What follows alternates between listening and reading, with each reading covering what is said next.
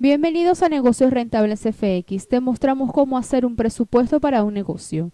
En nuestra página web negociosrentablesfx.com, sección presupuesto, podrás encontrar con detalle cada consejo. Establece un presupuesto completo que abarque todas las necesidades del negocio que estamos por iniciar.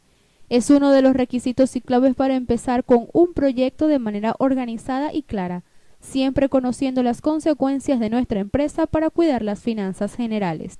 Primero, debes saber que el presupuesto es una herramienta de gestión estratégica que nos permite planificar la administración y el uso de recursos financieros en relación con las operaciones de una empresa en periodo de tiempo determinado y que nos permite el logro de objetivos. Segundo, ¿para qué sirve crear un presupuesto?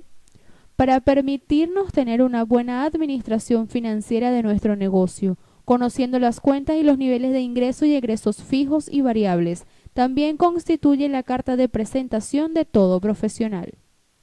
Tercero, el presupuesto debe contar con un total de gastos de negocio. En este caso, los recursos que se consumen, las horas de trabajo, referencia de precios de mercado, viabilidad de aplicación de promociones y descuento, maquinaria y material utilizado, el margen de beneficio pronosticado, entre otros. 4. Estos son los elementos que debemos incluir a la hora de hacer un presupuesto: datos de la empresa, datos del cliente, concepto del producto, pago anticipado, plazo de entrega, importe y aspectos legales.